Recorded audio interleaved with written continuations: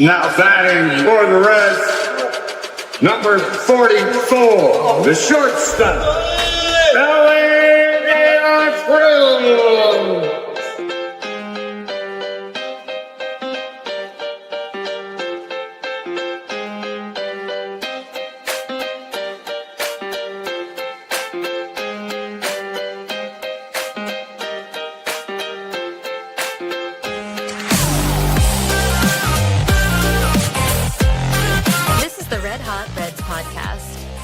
Here are your hosts, Ricky Logan and Roger Straz.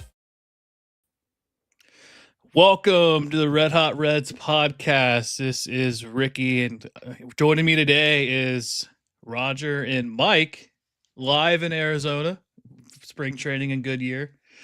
How we doing, boys? And how's Arizona treating you, Roger? It's great.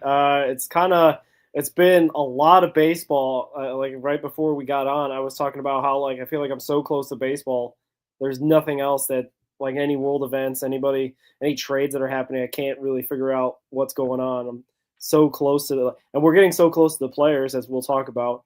Talking to them personally and talking to even some parents of the players, that it's kind of like you're right there. You're right there next to the Reds. At least within touching distance, and Mike can tell you a bunch of stories too through this podcast. And it's been a great couple days for sure. Yeah, Mike, expand on that. How's it been having Roger out there and getting to all these games and stuff? Well, I mean, I wish he'd take a shower or a bath every once in a while, but no, Roger's been great out here. It's been great to have somebody out here that you can actually talk baseball with. We were talking. I had a shout out to McDonald as well, who joined us from work earlier today at the game tonight, and it's just nice to be able to have somebody that understands, right? Because half the time you're sitting in the stands and people are like, why is that guy walking to first for? What did he do? It's like he took a walk. He took a what? And then, oh my gosh, get away from me. So it's nice to be able to have a couple people out here with you that you can actually share stories with, and you can talk about the game, and you can talk about situational hitting and stuff like that. So that's been really nice, and of course Roger has been that guy for me for the last couple of days. I'm glad to have him out here with me. Now we just got to get you out here, Ricky. I know. I was really hoping to. My wife ended up having surgery, and the PTO time that I had to use for that. But Roger, you got out there. Though, sir. You got out there what, Friday morning, Thursday night, Friday morning, Wednesday actually, yeah. And today's Friday. Yeah, I would say you what I know. Wednesday was probably why I'm a bit thrown off as well with all this travel, is that my flight got delayed 4 hours. I'm stuck at Cincinnati CVG Airport for 4 hours, and Mike is like trying to figure out how the heck I'm going to get picked up by the airport and all that. Luckily, it came through, and we were able to figure all that stuff out, and it didn't be okay because like they were all done for the day, as we found out. Like all the backfields like doing their stuff and everything's in the mornings. They get their workouts in early, and then basically they have a game at 1 o'clock, whether it's at Goodyear or somewhere else. It basically is a situation where like they're pretty much done once it hits about 3, 4, 5 p.m. in the evening, and there's really not much else to do unless there's like a night game, which we can get into because we attended Glendale Camelback Ranch, which was awesome. But luckily I got here. Hopefully there's no delays or any flight delays on the way back, because that was definitely testing my patience. Now, wait a minute. Let's get this straight, okay? Roger purposely delayed his flight 3 different times so that because I was getting a new sofa, new living room set, right? And by the time he got here, it was all moved, everything was done, and Roger didn't have to do a darn thing. So that's what really happened. Roger knew exactly what he was doing, got here late, and made sure he didn't have to do any work. Yeah, I got in there and broke the plane, Mike. That's why I got in there and took a wrench to something 3 times. Oh, that was it. You know what you did. We had 3 planes. We deplaned 2 times to get on a 3rd plane just to get out here. It was, I don't know. We'll pull my hair out. Yeah, so you got out there just in time to catch the Reds and Dodgers. Good game. A lot of runs scored. I think the Reds have scored, what they say, 50 runs in the last 3 games, other than today. A lot of things have happened. Matt McClain's been on fire. I think Ellie's just on an extra base tear. Blake Dunn had the scary play today with the hyperextended knee. I don't know if you guys caught that much, but before I get to that, I wanted to ask you about the Hector Rodriguez play. I'm sure you guys, because you guys were there live. I guess he popped up towards the catcher behind home plate. Yeah. The ball drifted back into fair territory. It was basically a single, and he just didn't run. Obviously, he got optioned down today to minor league camp. What are your thoughts on that first, and then we'll go more into the details of the game.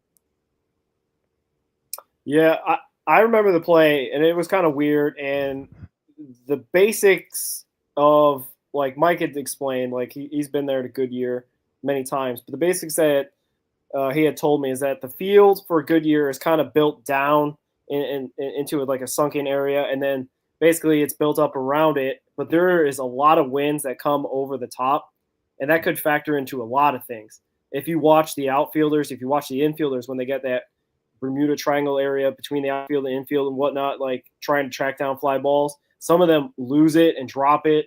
But in this case, it looked like Hector did pop out. He had the body language that it did, but it seemed like the wind literally took it from being a foul ball to in fair play. And it was kind of crazy because they didn't run it out. Luckily, the guy on first base was kind of had a heads up. It didn't end up being some awkward double play because he advanced the runner somehow by having the strangest, pop out bunt of all time. But I wonder, like you said, I think, Ricky, we talked about this before, the Stuart Fairchild incident of 2025, where he got in trouble for not running out of play or something like that and ended up getting traded. DFA'd. There was some sort of – not traded, yeah. And basically, I don't know if that's – hopefully that's not Hector's fate. He ended up getting a big double in the bottom of the ninth to keep the rally going. They ended up setting up the Rhys Hines 3-run homer and whatnot. So hopefully that kind of the coaching staff will give him some grace on that. He just didn't run it out. He probably 100% thought it was a pop-up, as far as I could tell, at least with the body language of what he was doing. Yeah, I saw some posts on X, some fans. I think Greg Kuffner, Reds Daily, tweeted about it, and people were commenting that were at the game too, and they said that ball was like, we were behind home plate and it was behind us, and then it drifted back in the fair play. I guess with Hector compared to Stuart Fairchild, like Fairchild's been in the league for a little while at that time, and Hector's still 22, and got a lot of baseball ahead of him, especially in the minor league level. Mike, what are your thoughts on the whole situation too? Man, I've got to take the opposite stance here. You've got to run that ball out. You're trying to make I don't know if he's trying to make the team or not. I think that's a little bit aggressive, but he's trying to at least make an impression, right? And the problem is now he's made the wrong impression. I get it, and we'll talk about it more on this show, I'm sure. The wind yesterday was unbelievable. The stuff we saw happen because of the wind yesterday, and even today, actually, we were at Goodyear Ballpark again today, just watching the Indians and the Angels. For those of you who watched it maybe today, and what Ricky described, or excuse me, what Roger, gee, many Christmas, what Roger described is 100% true as well. That stadium is sunk into the ground, and they do it on purpose. Because again, as what Roger I got his name right, as what Roger can attest to, the first, Roger, probably 6-8 rows, you're literally looking the players in the eyes. You're on player level with them, which is a fantastic feeling for a spring training ballpark and stuff. So I love the ballpark because of that. But part of the atmosphere, like today, we sat out in right field. For those of you who have ever seen the game from Goodyear, we sat out in what they like to call the beer garden. Not all of us partook in the beer garden, but we sat out there in the beer garden, right? And it's the elevation that's way up here. In fact, if you look close enough, those doors underneath the beer garden, actually there's batting cages and stuff underneath there that the players go in and can do during the game and all of that. So it sits up high, and we saw all kinds of stuff flying around today. We had to hang on to hats sometimes and hang on to different stuff that was, cards and stuff we're trying to get signed that was on everything. And so the wind can really play havoc with what goes on there. So I understand it. And then secondly, and Ricky, maybe you can add to this a little bit, or Roger, either one. Shouldn't somebody have said run, run, run, run, run? Like if it was coming back over onto the field. Again, this is something I know, Ricky, you've not been here yet, and probably a lot of our fans haven't been here, but this is a different atmosphere. And I think that's one of the things that Roger can attest to. Like, this is completely different.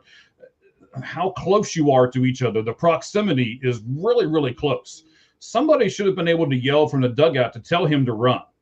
And I personally didn't see the play, but somebody should have been able to tell him that he needed to run.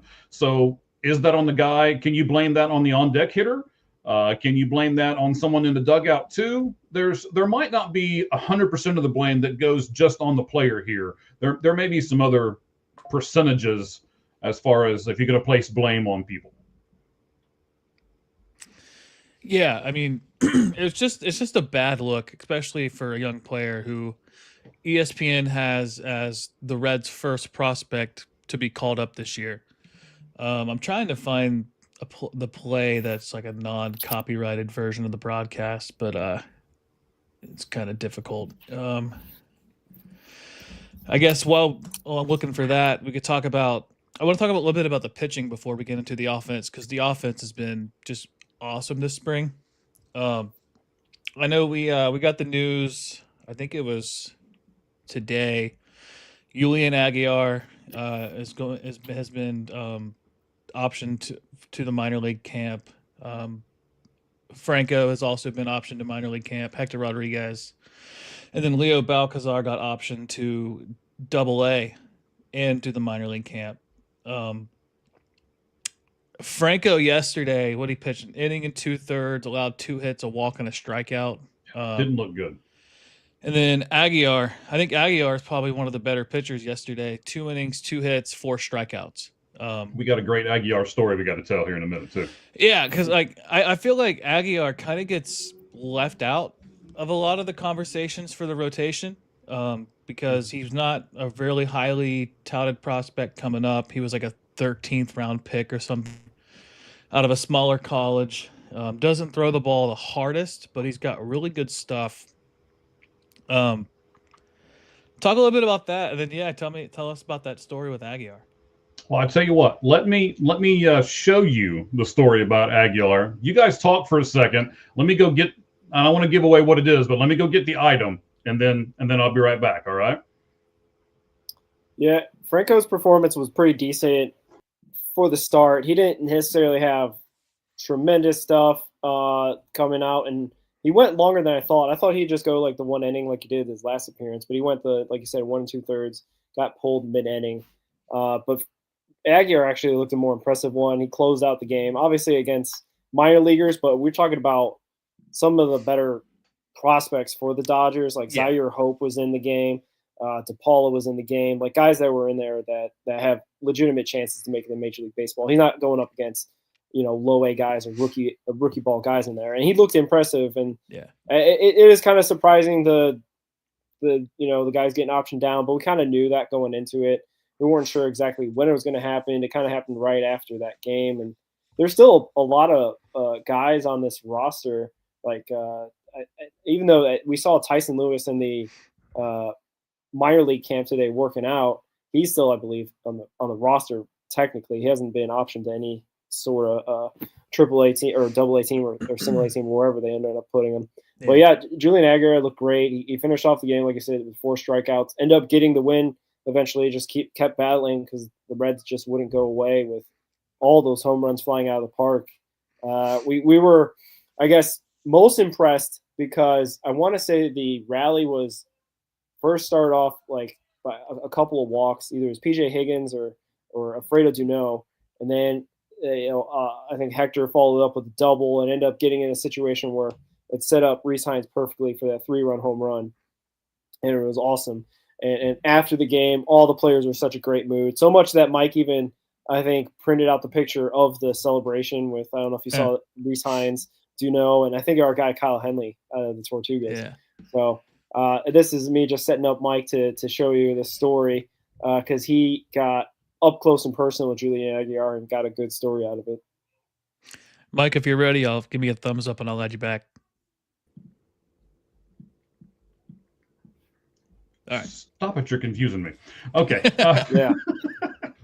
No, so as I I heard the tail end of what Roger was telling us there. Yeah, absolutely. This is what spring training's all about. First of all, this is a fantastic deal, right?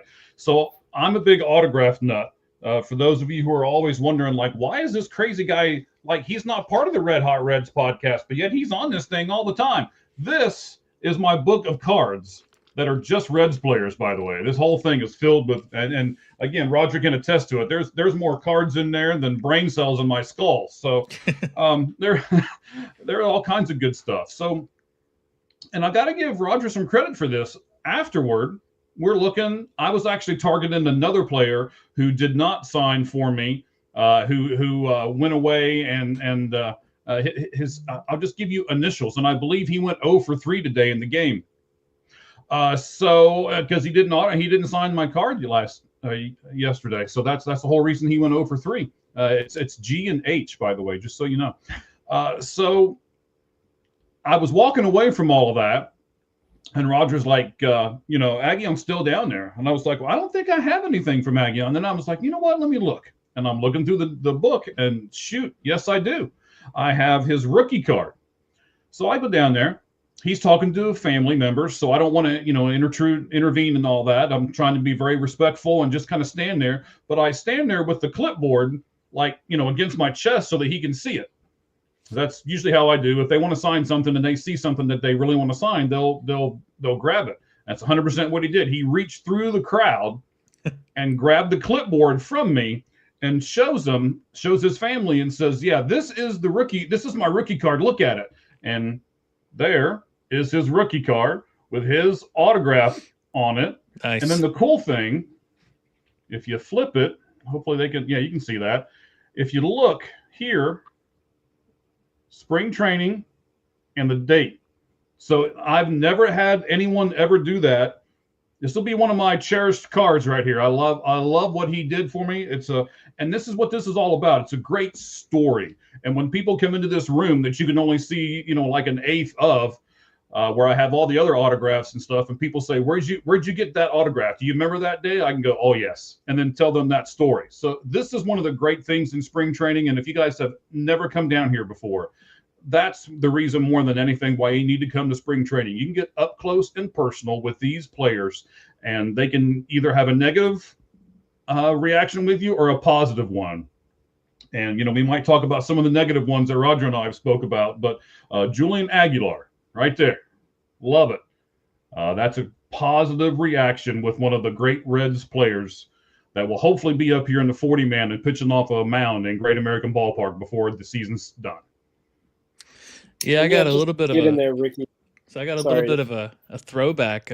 Mike, you remember the We Like Sports days? I wrote about him shortly before he got promoted to the major league team. It was, I got to remember it's hard to search their website. It's kind of hit and miss, but I wrote about him, and it was just interesting reading about his story about, not really getting a lot of offers out of high school, a lot of smaller colleges. He stayed local in California, and then the Reds took a chance on him. I think it was a later round pick. It was like between the 9th and the 13th round. I got to look that up. I think 12th, but I believe that's correct. 12th round. And he seems like a really good dude. I've seen him pitch live. It was against the Athletics in 24. I think it was shortly before he had the Tommy John. And he looked good. He looked like he could be a really good contributor to the rotation, especially at that time where we were really, really hampering to have pitching depth because of all the injuries.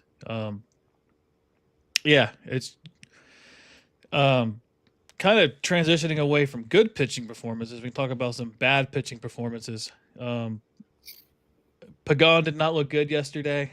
Santillan didn't look good yesterday. Connor Phillips didn't look good yesterday. What are your overall thoughts on that? I think Pagan gave up like 4 runs.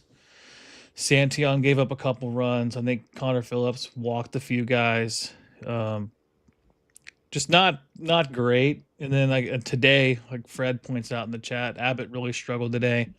I'm not too worried about Abbott struggling because I feel like you're just kind of getting used to just getting the ball in the zone. But these bullpen guys, we're really counting on these guys to be a really vital piece, especially Pagan, which I don't want to say I'm too worried, but you never know with bullpen guys. You have bad confidence for a couple games and it can ruin your whole season. So, what are your thoughts on their outings this spring? And then, are you worried?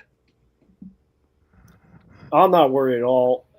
Based on the conditions that we're out here, man, Fred's putting out there throwing BP. It is basically BP in spring training, it feels like, because it is a situation where the elements are kind of against them. Like we're talking about, the wind was so crazy, it turned Santiago Espinal into like prime Mike Trout. Like that's Barry basically Bonds. what we saw. Like, yeah, well, I was trying to go for right-handed power hitters. It was just crazy just to see also like Nick Senzel get out there and like get that. Like, so I know it's kind of not great to see these stat lines, especially out of guys that you, like you said, depend on, like Pagan, Santia. I think Pagan's got that like high propensity of pitches, of fly out, or getting outs and the fly out a lot more than a regular pitcher. So like to see that plus the wind plus the Arizona dry heat, man, the ball was flying. I mean, even Max Muncy crushed the ball. There was the reported that, Ellie De La Cruz left the stadium with his home run from the right side. It did. So like It wasn't reported. We watched it. Yeah, well, I mean, we never saw the ball. That's the thing. The reason why I'm saying it's reported is because we don't know if it landed yet, to be honest with you, because no one saw it land, is what I'm trying to say. And basically, we're in a situation where, like, everyone's crushing the ball. So, like, how do you evaluate pitchers on this small sample size? And you really can't. To like, the starters, though, like with Abbott that Fred's bringing up and whatnot, and then it's kind of a bit complicated with the Hunter Green injury scare that I guess the MRI is clear. I guess we're going to be okay for right now. We can exhale. But I'm more concerned if this is still happening in the first month into April, into May, because that's kind of where the pitchers will have more of the advantage. The colder weather, getting back home where, the games are for real. So they're not going to try different stuff out, different types of approaches. Like we're talking about with Hunter Green, had some different approaches in his outing that he got shelled. So overall, it's not as concerning. I would be more concerned if now all of a sudden, like we stop hitting home runs, because as much as I'm kind of saying like the elements are aiding a lot of the hitters, the worst case scenario is a lot of these guys not hitting the ball well. And then we're like going into Cincinnati with these guys on a cold streak. So as far as right now, this seems like prime spring training type numbers where these guys are crushing the ball and the pitcher, small sample size, are just kind of getting them in trouble. As long as we avoid injuries going into opening day, I don't think I'm terribly worried about the pitching staff at this moment.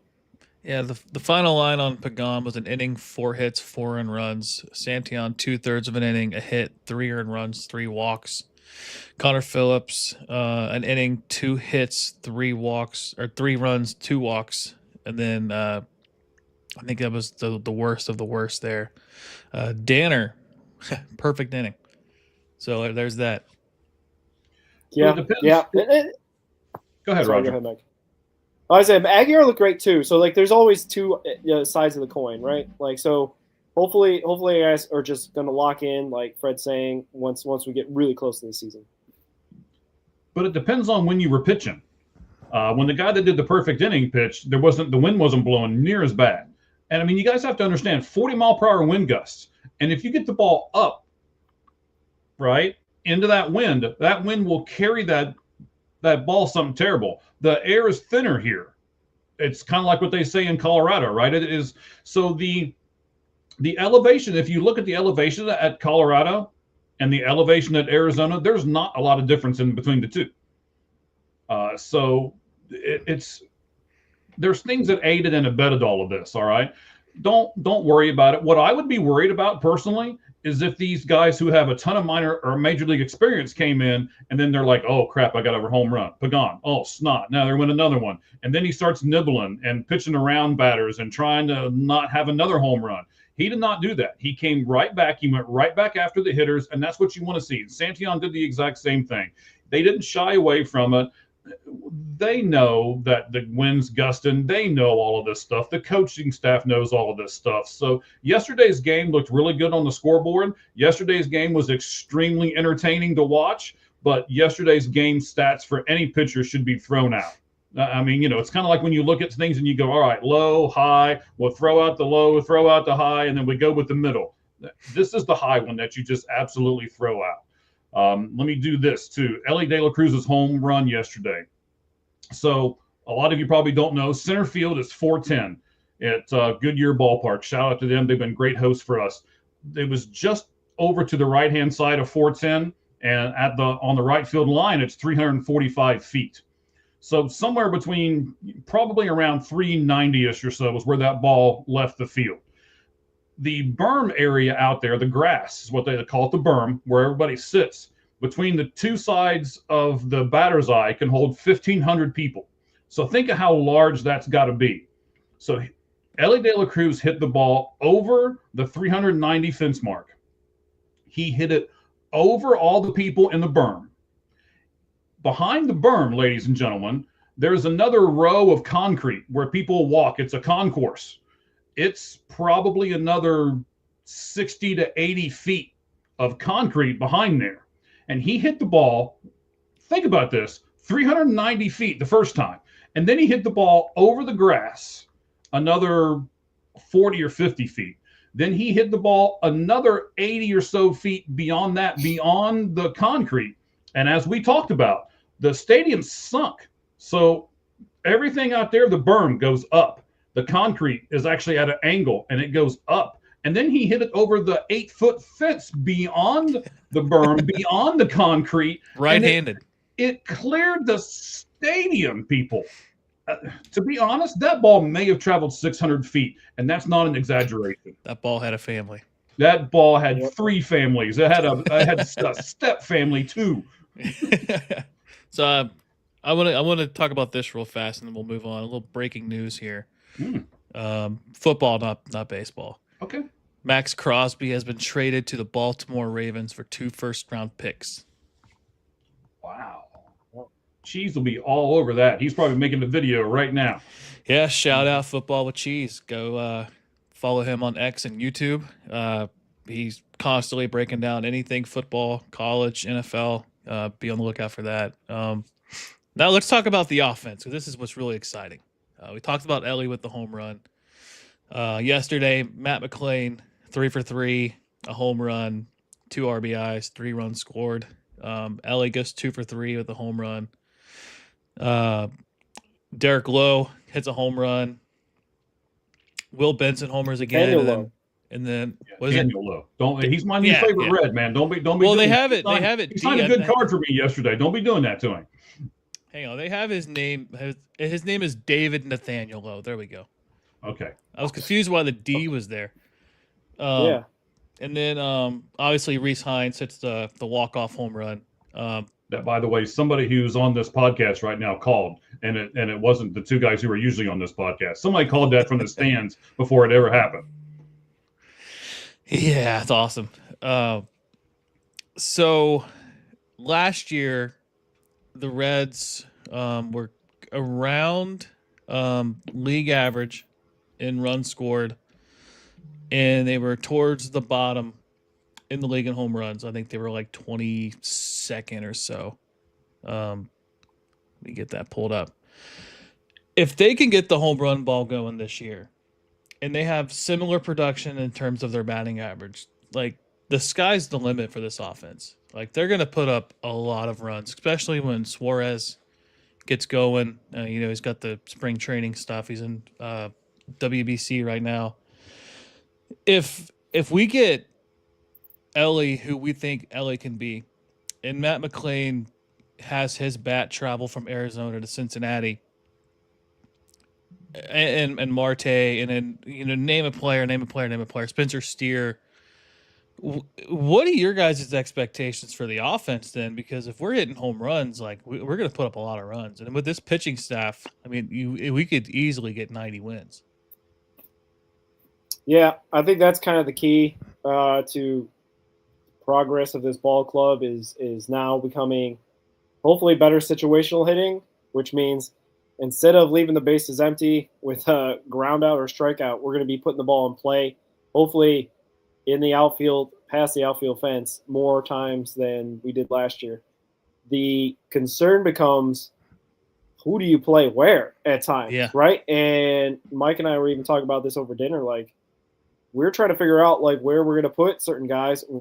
One being Sal Stewart, and where he kind of fits into this offense, either positionally or where he's going to bat in the lineup or how many times he's going to play each week. Same thing goes for like a Spencer Steer. Same thing goes for like JJ Bleday.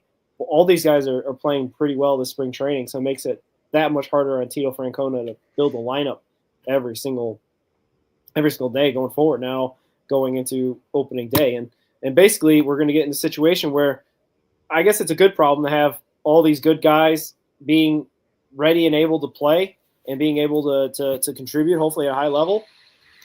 I guess my question that I've been thinking in my head is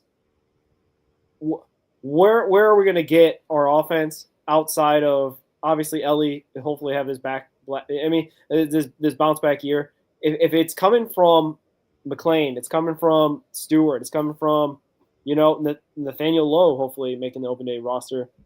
That I think only makes us a better ball club, and hopefully it makes us a more dangerous ball club because you can't just pitch around Ellie, you can't just pitch around Noel V. Marte, you can't just pitch around even like a Spencer Steer or Sal Stewart. All these guys can potentially be a threat every time they're up there, and that makes me excited for this season. Let alone just the possibility of making the playoffs and competing for the division. Yeah, so last year they were 21st in slugging percentage, 19th in batting average. They were 22nd in strikeouts. They were 12th in walks, 21st in home runs. They were in the top 10 in triples, and then extra base hits, doubles. They were 18th. Like if they can crack the top, 10 to 15 in all of those categories, like it's going to be a whole different ball club than we saw last year. I'm gonna do a bunch of stuff here for a second. You're gonna have to give me a couple minutes on this one. First of all, the floor is yours. First of all, there were a lot of ifs in what the two of you have said for the last 5 or 6 minutes. If we can do this, and if we can do that, and if Matt can still hit, and if there's a lot of ifs in all of those sentences. If I was rich, I'd have bought the Reds a long time ago and they'd be running different, right? So, I mean, you can't expect for all of those ifs to come true. That's the first question. That's the first realization here, right? Something that we're hoping is going to happen is not going to happen. I don't want to jinx anything, but, Matt's not going to hit the way he's hitting in spring. Somebody's going to get injured. I don't want to put all this in there. I don't want to speak it to existence, but something like that's going to happen, right? All of these ifs are not going to be definites. That's never going to happen, guys. Secondly, just like the football score from yesterday's game, 14-13, right? You can take a lot of these offensive stats and just throw them out the window. What a hitter does in spring training has no bearing. I've been to more spring training games than I can count. I've seen people who have never. Santiago Espinal looked good a couple spring trainings ago too. Okay, so let's not get too far ahead of ourselves. And in fact, let's do this. Here we go. I'm going to wait for the chat to explode because it's going to. Here's what I want the Reds to do. Roger and I talked about this over dinner at Bubba's 33 tonight. We'll shout out Bubba's 33. Great, the Monte Crispo, by the way. Go, just do it. We have Spencer Steer that can play first base. We have Key Brian Hayes that can play third base. You've got Marte that can play third base if he really has to, right? Nathaniel, David, whatever Lowe needs to make this team.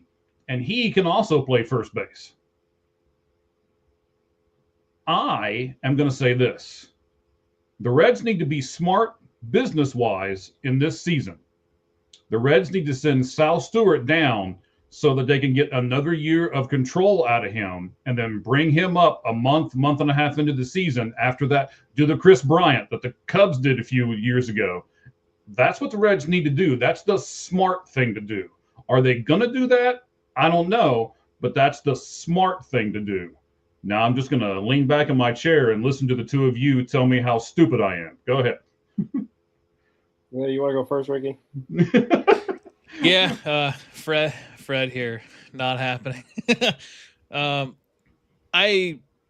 think it's very slim chance that happens. Mostly because of the power presence that he has. I'm not 100% opposed to it. I want to give the kid every opportunity to be successful.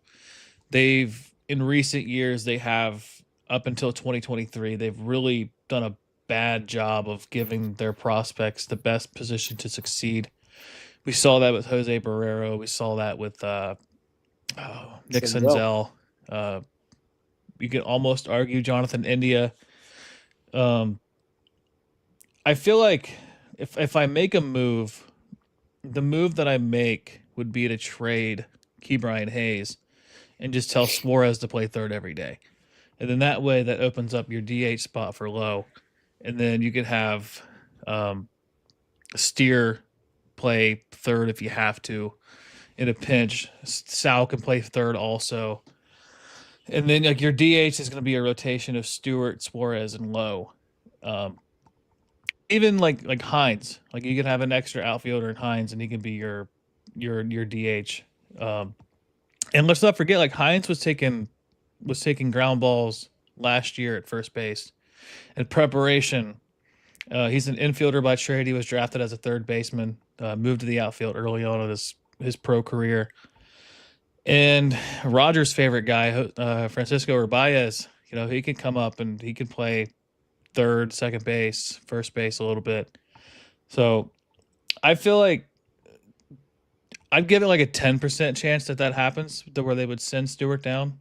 But I feel like if you're going to go all in, like you need as much firepower as you can get on offense. And I feel like Stewart we saw that home run he hit over the batter's eye the other day. I mean, he's got a ton of power, and he's got, Salbert Pujols stuff. We're excited about him, and I like if you do move him down, like I guess that just gives Steer an everyday spot at a certain spot and at first base, most likely. But I don't know. I don't see it. Roger?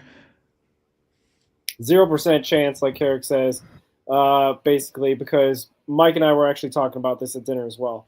So shout out to Bubba33.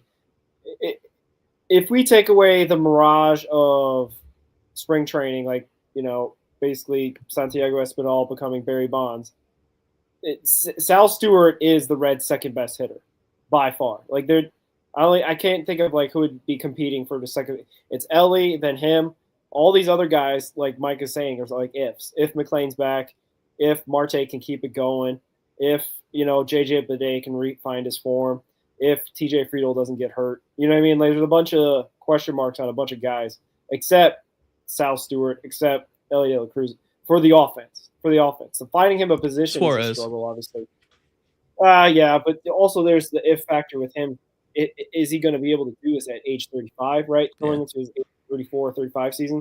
So we'd like to think 49 homers are coming our way, but there's a reason why I think maybe he ended up settling with just the 1-year contract with the mutual option, is because I'm not saying he's done, like he's Jamer Candelario, as we saw today.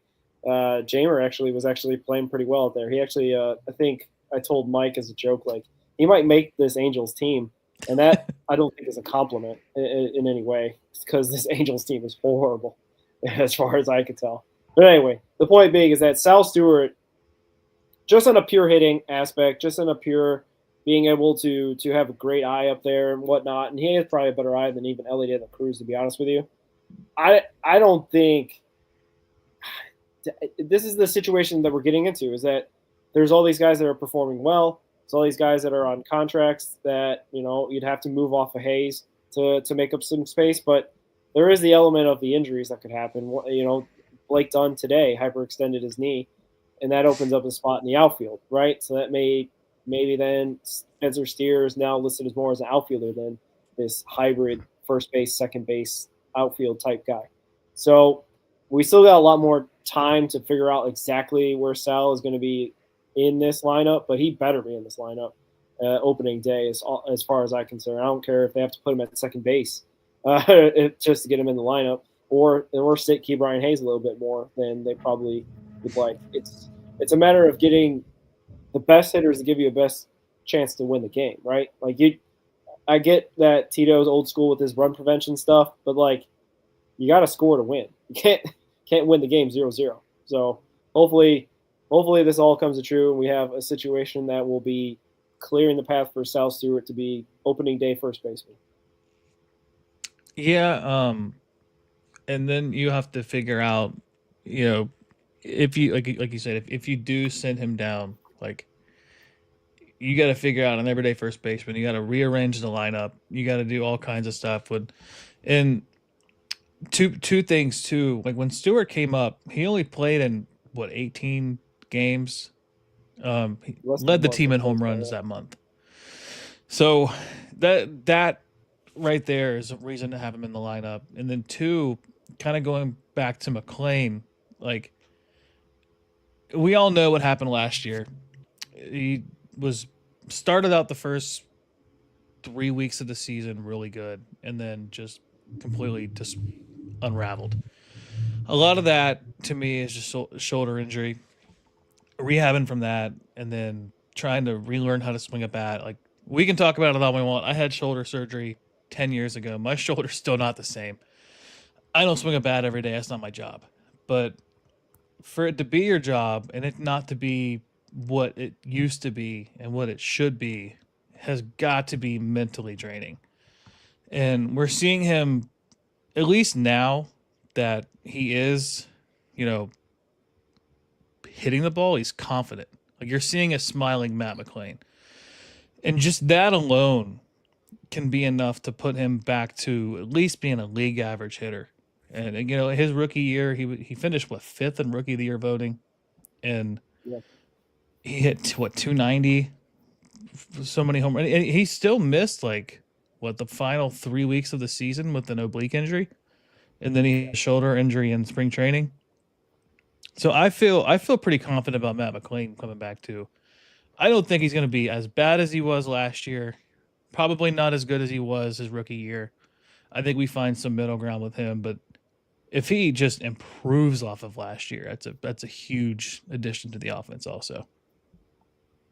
Okay, so let's just call this the if show, right? We're gonna keep doing this, right? So if Matt McLean can come back and you can have TJ Friedel, Matt McLean, Ellie De La Cruz, sign me up, right? If you can get a 260 Matt McLean that bats second and he's great with the bat, can drop a bunt if he wants. He can hit the ball to the opposite field if he wants. He has very good bat control. Again, give me that all day long. So then we're going to say, all right, so now you guys want to keep Sal Stewart. Where is he going to play? Is he going to play at third base and you're only going to bring in Key Brian Hayes in the 8th and 9th inning? Is he going to play over at first base and you're going to put a worse defensive person that you and all three people on this show know that our coach does not like to put a substandard defensive person at any position? So you're really going to think Terry Francona is going to put Spencer Steer in left field the entire day? He's going to be the left fielder? And then if he is, what about Blade? What about his name escapes me. I tried to get his autograph the other day, didn't. The guy we picked up from Florida. Dane Myers. Dane Myers. Thank you. Myers. Dane Myers. Where's he going to play? This is a good problem to have, but we have got a lot of players on this team that can play multiple positions, and we just got rid of a guy. Again, this is something that Roger and I because we've been here together for a couple of days now, 24/7. He's my work wife almost. But we've been able to talk about this too. I was mad. You can ask. I was mad when I read that we traded a certain player 2 days ago to the Pittsburgh Pirates. I'm like, what are we doing? I love Tyler. What are we doing? But are the Reds telling us something? We've got too many people that play too many positions. We don't need another hybrid guy that can play both the infield and the outfield. So we traded him for a pitcher that can go in the bullpen that we do need. Is that what they're trying to tell us? And if so, I'm not saying that it's what I want. I'm saying it's the smart thing to do is to put Stewart in the minors for a month and a half and then bring him back up. Yeah, I wanted to highlight this. Stewart, yeah, he should be at first base most of the time. I feel like, Roger, I guess we could probably run through this, like probably our opening day lineup. They're facing Garrett Crochet, which I believe is a lefty, correct? So Yeah. if I had to run down a lineup, I'm not going to do batting order. Let's go by position.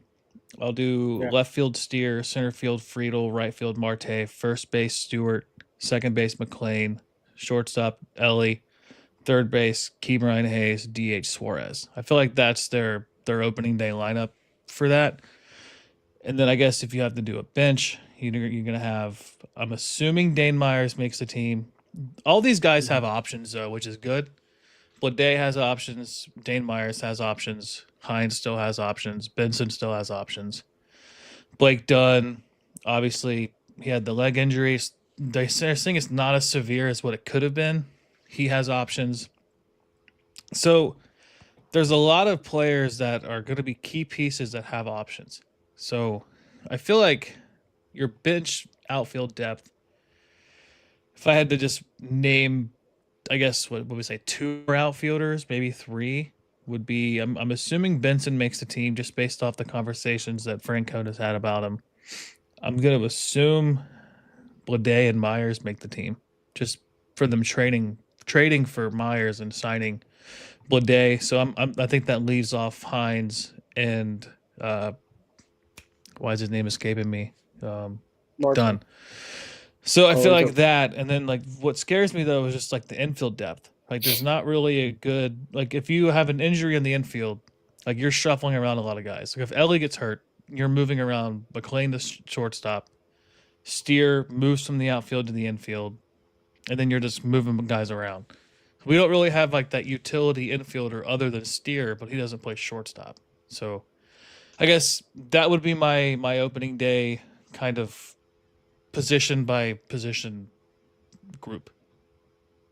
Yeah, I can even see the comment about putting Steer at first makes sense, but you also got to take into a fact that he also learned the position.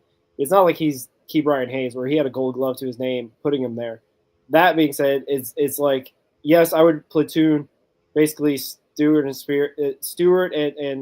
Steer at probably first base, but then also I've been getting on the train with Carrick with like platooning Ke'Bryan, because if he's going to be a below average hitter, I get it, Gold Glover, right? But like if we need offense, like we did last April where we lost three consecutive games 1-0, like that's where Sal Stewart comes in and could be a difference maker, in my opinion.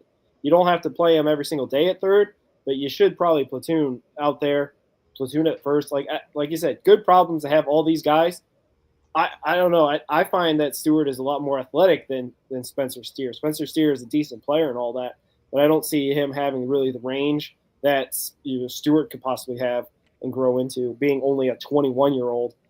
Basically, playing the position for a month, less than a month. Like I think he only played first base when he came up, right? So he wasn't like being asked like a Senzel to move all around the infield. Now, I guess I'm setting up an example where he's going to be moved around all the infield, and that can maybe be an issue. But hopefully, developmentally wise, he'll be having his head on straight. He seems like a good kid and really focused on just being the best baseball player he can be. Yeah, the main difference was with Stewart as opposed to Senzel is Stewart came up a second baseman, transitioned to third base in the minor leagues, and then learned first base on the fly. I think he played 1 game at AAA and then moved to first a little bit for the Reds. Right. With Senzel, he came up, a third baseman. They moved him to second base, and then they put him in the outfield, and then they put him back at third base, and then they put him in the corner outfield, which is just awful to do to somebody that's never played the outfield. I wanted to bring this up too. Michael Rolfe chimes in. He I says, want this one. "Hot take: JJ Bleday will be a better player for the Reds the next 2 years than any outfielder not named Marte." I like that. I like that a lot. I can honestly see that. He has some pop. He played in a pitcher-friendly ballpark in Oakland the last 2 years, 3 years. I believe he also played in Miami, right, for a little bit. Yes, he did. Started off his career in Miami. That's Yeah. correct. So not the most ideal hitter ballpark for both teams that he's played with. I think this is his best opportunity to really kind of get the home run ball going. And if you look at his 24 numbers, he was a really good hitter. And he had 20 home runs, I think. 26, because I'm looking at him right now. He was a really good hitter for Oakland in 24. And then I think he had some injuries, and then they had some prospects coming up they were really kind of excited about. So yeah, I do agree with that, and I am really excited about Noelvi Marte getting time in the outfield as his full-time spot. I think his comments that he's made about being out there, being able to kind of think about his at bats more while he's in the field instead of kind of being more on his toes, being on the hot corner. I can see that being a thing as well. Okay, so let me take this JJ Bleday thing. I said 26 a couple times, and you were right. I'm wrong. He was 26 years old in the 2024 season. But listen to these numbers: 43 doubles, 4 triples, 20 home runs, 60 RBIs. So if he bats 6th or 7th in the order, will you take those stats from a number 6 or 7 guy in the batting order? Oh yeah. Yeah, absolutely, right? Michael, I think you're right on it. I like the first name, too. I think you're right on this take. I love J.J. Bleday, especially for what we did to get him, which was nothing, right? $1.4 million. Again, pretty much nothing, right? So I think you're spot on with this. J.J. Bleday, we were sitting right behind in the beer garden in the first game. We watched J.J. Bleday go into a slide in that Dodger game and make one heck of a catch in the outfield in that Dodger game. Very athletic, very underrated outfielder. The problem is the only place I've seen him play is right. I don't know if he can play left. You guys know if he can play left or not? Because I don't know if he can or not. I would think that he can. I feel like just get reps out there. I feel like if you can play a corner outfield spot, I think you can learn the other spot pretty well. Carrick, he chimed in his lineup action. So he's got outfielders Steer, Friedel, Marte, Myers, Bleday, and then he's got his infield has Sal, McLean, Ellie, Hayes, Lowe. Leaves a spot. I think that spot's Suarez. So Yeah. Against might be taken. Yeah. So what worries me is the infield depth because it feels like a lot of corner infield guys and then Ellie and McLean. So that's what kind of worries me. I think they might need to make a move somewhere. Whether that, like you said, is sending Stewart down, and then you kind of bring up or utilize another infielder. Like you could put Steer in the infield and have an outfielder out there, like Benson or Hines as your outfielder. That maybe is your thing to do. I'm not sure. How mad are you guys going to be if we get to this point and we could have used Tyler, but they traded him away? How upsetting are you going to be if we get to this? Okay, so we need another infielder. We need another shortstop. We need another second baseman. Now, I think Steer can be your second baseman. In fact, I think that's honestly his best position. He says it's his favorite spot. Mm-hmm. So I would not hesitate to put Steer at second base. But who's the backup? Who's Ellie's backup? Edwin Arroyo. Yeah, just say that was the comment I was going to make. Before Edwin Arroyo got optioned down to AAA, he was the guy that was going to be the Santiago Espinal utility guy that could put at second, short, be Ellie's backup, be McLean's backup, whatever they needed in the middle infield. But he still could be the first guy called up if there is an injury. I think the Reds really like Nathaniel Lowe, so what Carrick laid out seems to be the infield that we're going to have. It does leave it a little bit thin It's almost the opposite of what we were going into in 2024, where the infield was crowded and we were looking for someone to get hurt, and McLean ended up getting hurt. But now we're in a situation where hopefully those two stay healthy. And then, like, again, anything can happen in baseball. But we do have kind of that insurance policy with Edwin Arroyo a step away at AAA. And he's looked, comfortable. Unfortunately, I think we were watching the game at the restaurant, Mike and I, but someone else was starting at shortstop for Puerto Rico. So we're like, and then also someone was starting for Suarez for Venezuela. So we're like, what are we doing here? These guys are going out to the World Baseball Classic and they're not even playing. Like, what do we? I understand that maybe if they got to get adjusted or there's some sort of hierarchy in their camp or what have you. But like, I would thought Suarez be in there right away. Maybe not a third, but DH or something. I don't know what they were doing over there. And I think we're in a situation where we have a little bit of congestion. And I forgot about my guy. Yeah, Francisco Urbias could be the Santiago Espinal of 2026, and that would definitely make me happy and probably Carrick happy as well. Yeah, we're a pro Francisco show. Yeah, for sure. Hey, we saw him on the backfields. He was doing we were doing base running drills, and they had a couple guys that Mike made some comments about that looked like they'd never run in baseball in their life because it was we don't want to blast some guys, but one guy really did not slide well into third base, coming around second. It was kind of ugly, but there were some guys that were looking pretty good coming around the base though. Shout out Ruben Ibarra, Chattanooga Lookouts first baseman. Woo, was he trucking around second and getting in the third with a lot of momentum, if you know what I mean. Yeah, let's talk a little bit about. He hit the bag. The bag moved over to the dugout. No. It did. That's great. Let's talk a little bit about today's game. They lose to the Giants 6-3. They end their home run streak. They also ended their streak of not scoring more than like 10 runs. They had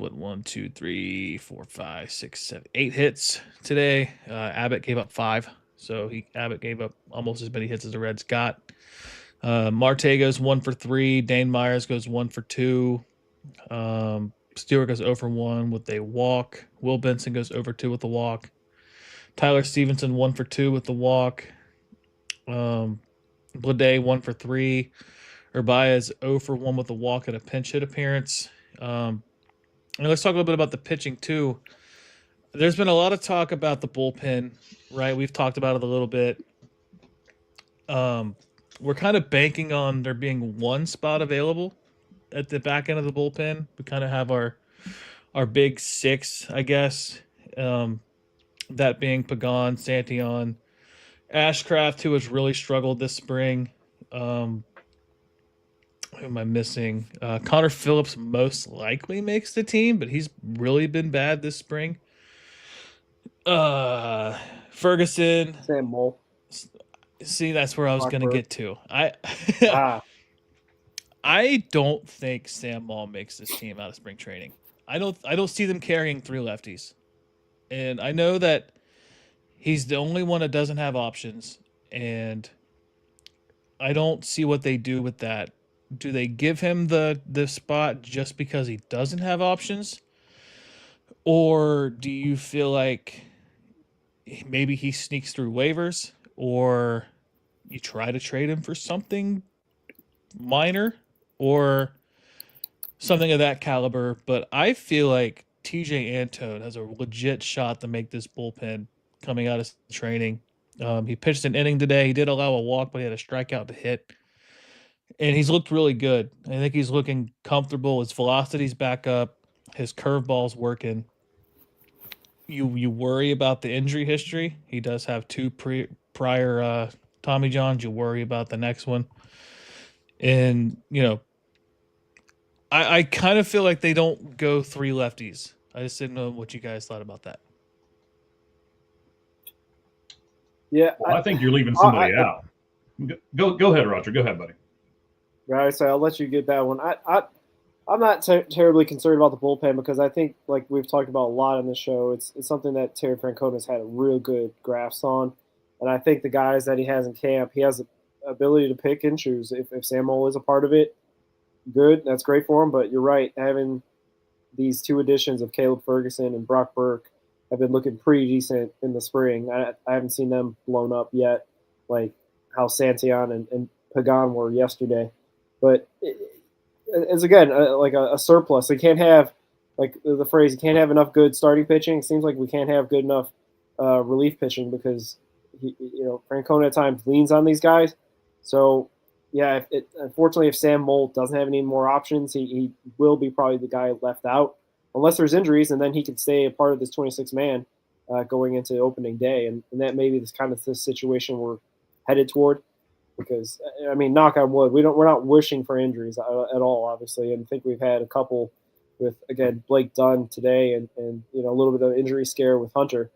That, I mean, I think even when we were doing our 26-man roster show last year, Ricky, like there were some decisions at the last minute that they had to make, and I think they will down the road. At this point, I don't think we can really say one way or another if Sam Mold's going to be a part of this team. I hope he is, because he can be that Brent Suter mop-up role, come in when it gets real ugly and throw a couple innings to bridge to the bullpen.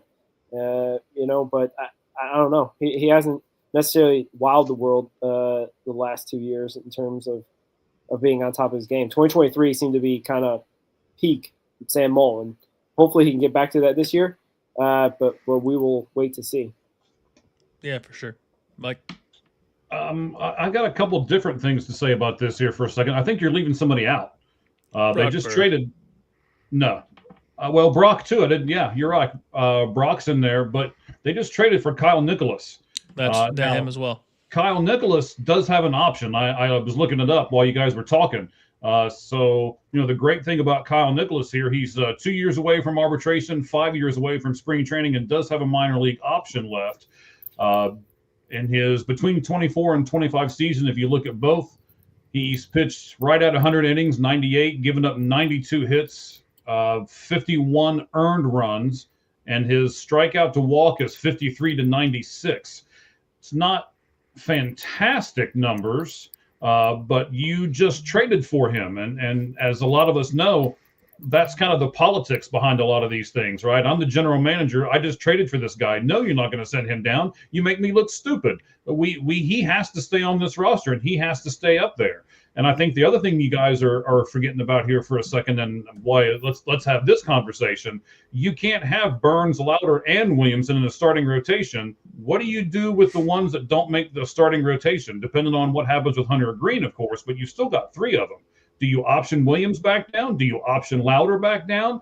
And if one of you says yes, then I'm going to go right back to my Sal Stewart argument. What are we doing here? What are we doing? What's best for the team? Are we doing what's best for to win the season? What are we doing? And if we leave Sal Stewart up and we option, let's say, Louder back down, can you really say we're doing what's best to try to win? I mean, come on. What are we going to do here? So as far as rotation, I think, Roger, you're having their laptop issue. If you need to do that, you can go ahead. I could cut you off. But I think as far as the rotation goes, I think Williamson is undoubtedly going to start in Louisville for sure. Just rehab. He missed all of last year, and you want to get him back comfortable in low pressure situations. And depending on the Hunter Green situation, if Hunter Green misses the first, let's just say 3 weeks of the season, like you have a rotation of Burns and Louder in there in the final two spots. And that honestly may not be a bad thing. I think that might be an underrated thing that may be like, yeah, you're missing Hunter Green, but you're also getting your two top pitching prospects in the rotation. But I agree with you. Like, there's only so many spots. What do you do with these spots? There's a lot of decisions to be made, and if there's one thing we got to do is we got to trust that we got to hope that Brad Meador and Nick Kroll and Terry Francona make the right choice and have these guys ready to go and in the right spots be the most successful. I feel pretty confident in the rotation, even without Hunter Green, to be honest with you, because we've had kind of a lot of draft and develop and getting some guys in there that we have the depth, I feel. Not necessarily to have the same stuff, and I think we were talking about this a little bit, Mike, earlier, that they might not have the stuff that Hunter has at his peak, but isn't the whole adage availability is the best ability? Like basically, if we got guys that I know Louder's coming off Mason almost all of 2025, Aguiar, Williamson on that same UCL, Tommy John boat. But if they come back stronger, which is sometimes the case with Tommy John guys, I don't mind seeing the top of the rotation being Abbott, Lodolo, Singer, and then we throw in Burns and then Louder. Sign me up for that. Like I know that's not necessarily as sexy as having Hunter be at the top of that, but to be honest with you, those guys, I think they still can get the job done in a major way, and it works out. I think to the Reds' advantage that they have these guys that could step in at any time. Aguiar or Williamson are waiting there in AAA, and we're not even talking about Chase Petty, a guy who is obviously kind of coming back from a little bit of setback last year and in the minors. But if he can get his confidence back up, and the 6-man rotation in Louisville is just as crazy as the rotation that we have in the majors that Carrick's pointed out. Williamson, Petty, Franco, Aguiar. And your guy Acuna. I think Mike's got a Jose Acuna story that he was talking about him signing autographs for some kids and whatnot. And we saw him out there with Trevor working out with the AA Chattanooga guys, Kevin Abel, Hunter Parks, all those Chattanooga guys were out there kind of working out when we saw our guy Trevor Kunsel. What was that yesterday? Gosh, feels like 2 days ago. Yeah. You're just having so much fun out here. It feels like it's never going to end, sir. Like I said, I'm so close to baseball. I don't know what else is going on in the world. So it's really kind of intense stuff out here. But it's going to be a good rotation, I think, either way. We've got a comment on Instagram. Our friend of the show, Ethan, asked, "Have you seen Kian Vu yet in Arizona?" Yes. All right. Sorry, Mike, to cut you off before my computer dies. But, yeah, saw Kian Vu today. They had a really short session today. We got out there, Mike, like 9:30, 9:45, and they were done in an hour. Yeah, we were a little bit late. But we knew that they were going to be traveling to Scottsdale today. Yep. So travel day, so that they, I guess, generally don't have as much workout. We saw Kian today. He says he's having a pretty good spring. He's feeling strong and all that. We didn't have really too much time. He was literally walking off the field when I saw him because they were just finishing up around 10:45 this morning. We'll hopefully see him again tomorrow. We didn't say Trevor today. I don't know if he pitched at all. We couldn't say. There wasn't much. They were doing a lot more live batting sessions, like even the majors. Like the video that I shot of Ellie, that was on the minor league fields that he was working out. He was going up against Ethan Sikorsky. Just to get some BP. Same thing with CES, Matt McClain, stuff like that. So it was kind of a minor league day for a lot of these guys. But yeah, it was kind of cool to see all these guys out there.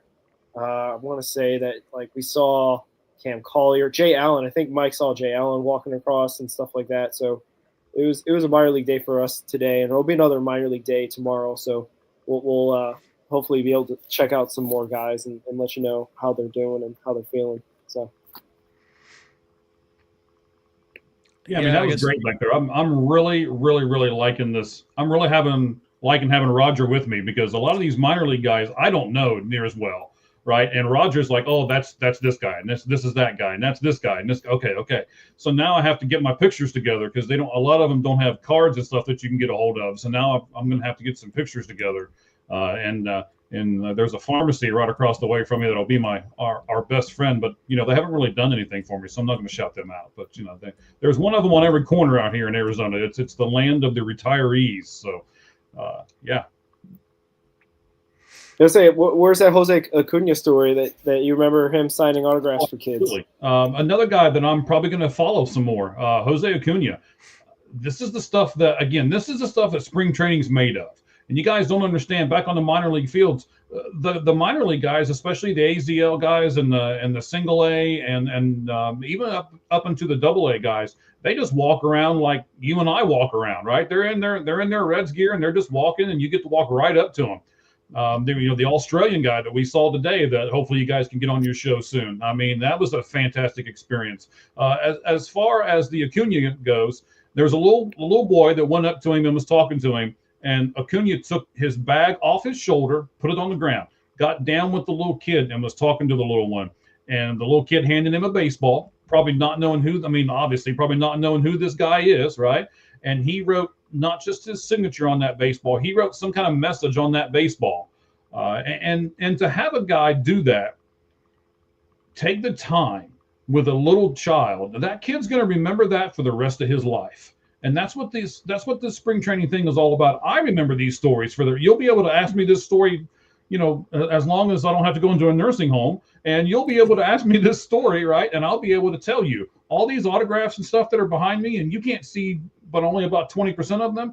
I can tell you where I was. Yeah, I remember that. I remember where I was when I got this autograph. I remember what I was when I got that autograph. And that, again, that in my opinion is what these spring training games and stuff are made of, is to be able to do something like that. That's fantastic.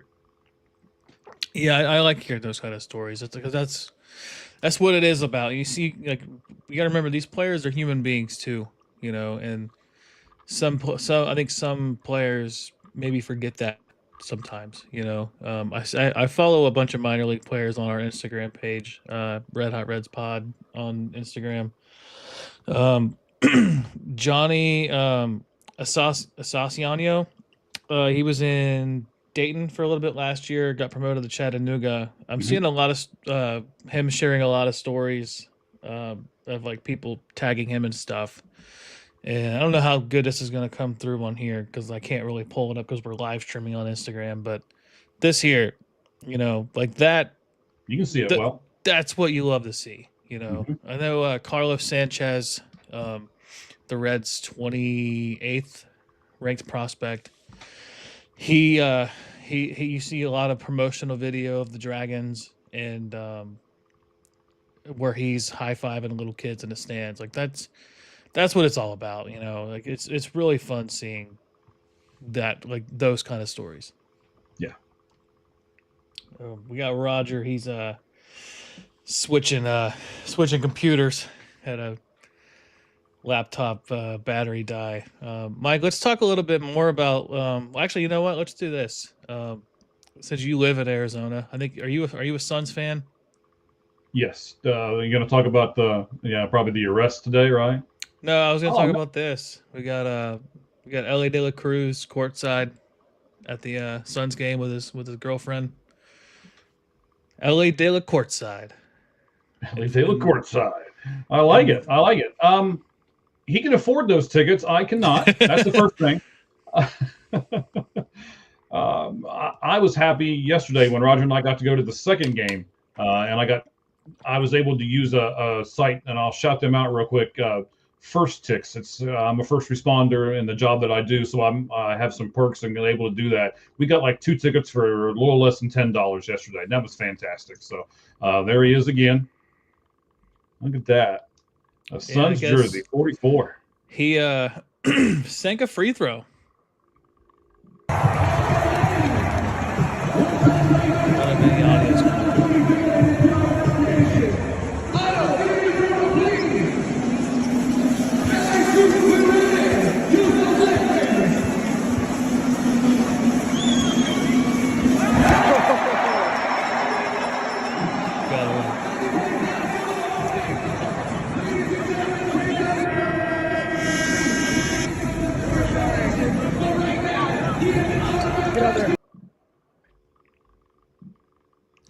It's not the best TV, but it is kind of cool seeing LA out there kind of doing fun stuff like that. A little side quest from just baseball.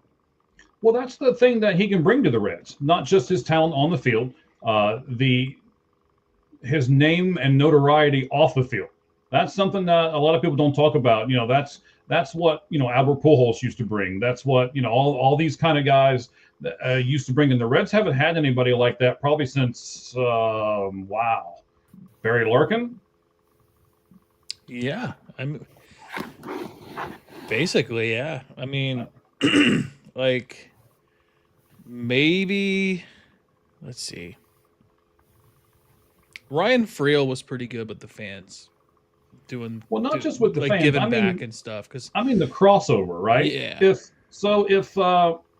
as far as star power, yeah, Barry Right. Larkin for sure. If Spencer Steer sits courtside at the Suns game, nobody knows You're not who really he is. talking about it.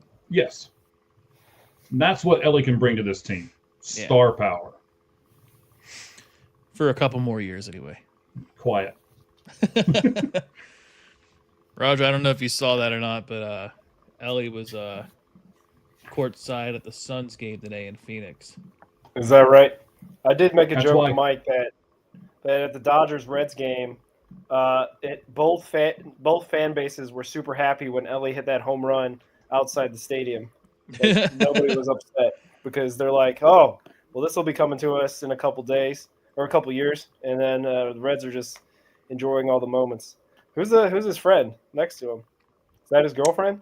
Yeah, the lady's his girlfriend. I'm not sure who the guy to his Is that the girl Right, that's it's supposedly his from? run, yeah. Is that the girl supposedly from Southwest Ohio? Yeah, she's the one who's going to keep him in Cincinnati forever. Oh, See, Mike, there's a chance. There's a I'm chance. not. I'm not doom and gloom like you guys are. I'm saying he's going to stay. I mean, you guys are dooming and glooming him. Roger keeps dooming and well, Cheese actually is the one that keeps doing it to me. He keeps dooming and glooming next year's baseball season as a whole, saying that's not going to happen. I mean, yeah, we need some more positivity around here on All Gloves Off Sports Media. I would rather be doom and gloom and then be surprised when the extension notification pops up on my phone. Okay. I'm going to try to go the other way. We'll see what happens. We need a salary I don't know. cap. I don't know where you guys want to go from here. You act like you've never hosted this show before. Yeah, we didn't really plan it out. I guess we could talk about some. You talked about Drew Davies a little bit. How was it talking with him? And I know you mentioned that he might be a future guest. Yeah. I just walked up to him. I guess I talked to Mike and kind of joked about this with him because I've been trying to figure out what I would say to the guys in Spanish so I don't make a fool of myself of like in front of Hansel Jimenez and Moises Castillo and all that. So I'm working up my courage to talk to them tomorrow and whatnot. But Drew Davies was there. I thought for sure he got an invite from Team Australia. So I opened up the conversation asking him about if he's been watching Team Australia because they've been playing pretty well. Travis Balzana had that, he went off on Chinese Taipei and Stuart Fairchild's team. So that was nice to see to kick off the Classic with a couple bombs. But for the most part, like it's just all these guys. It's kind of hard to keep a track of them, to be honest with you. So when I did see him, because he's pretty tall and he wears number 80, and that's pretty easy to pick out of a lineup. And he actually, I think he said something a bit controversial. He thought there was a guy in Australia's lineup that's actually better than Benzana, a guy named Curtis Mead. So, and he said he works out with him in the offseason. So, I mean, hey, coming from his life, he knows Australian baseball probably better than us. But I told him that we were keeping tabs on him in the ABL and congratulated him on his Rising Star or Rookie of the Year. I forget what they call their Rookie of the Year for ABL. So he seemed pretty excited, and yeah, hopefully we can hit him up and get him to talk about some baseball. I know these guys are at that apartment complex, probably right next to the practice field. So maybe they have some free time in the next couple days. We could hit them up and chat them up and whatnot. Yeah, for sure. Because he had a really good season last year. I think it was last year. It was his debut season with the organization. He started out in the Arizona League, and then he made it up to Daytona. When all the other guys came up, and he played primarily first base. I think he took over from McChrystal at first base when McChrystal got moved up to Dayton. Speaking of McChrystal, did you run into him at all? Yeah, that's funny you mentioned him. We did meet up with him. Mike saw him too, and Mike has yet to hear the podcast that we did about Faith and him. So we got to get on Mike to catch up on our episodes. I mean, he's always championing us. We really appreciate him getting our name out there. But he didn't even hear the podcast that I thought would be right up his alley. We talk about some really deep subjects with we not only got Ryan, deep on that one. Yeah, but not only Ryan, but also Cecilia, his fiance. Where Ryan was talking about that Cecilia is there with him and whatnot, but she's not a real big fan of Arizona. Except they did get out and did a scramble with John Michael Fail, another Dayton Dragon, and I guess his significant other.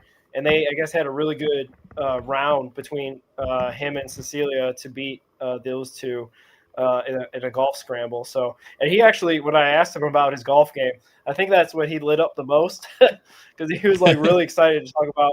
Because I bet he's going every single day to fill up his day when he's not out there on the fields and whatnot. So, but he seems to be in a good spirits. He feels like he's in a good spot and whatnot. And yeah, he seems like he's like that dry humor also came out talking about that the only water that is in Arizona is wherever his golf ball finds. So there's that as well. Yeah. But Mike, yeah, a little he seems inside good. baseball. A little inside baseball exactly. on McChrystal. Every episode we've done with him, we've had to do multiple edits. Whether it's the recording crashing, his phone dying, losing internet, or their dog tearing up everything. Like he's the one we've had to do the most editing with twice now. It's all fun though. Yeah, He that's was a why good to Ricky talk gets to. paid I the big mean, bucks really, to edit all.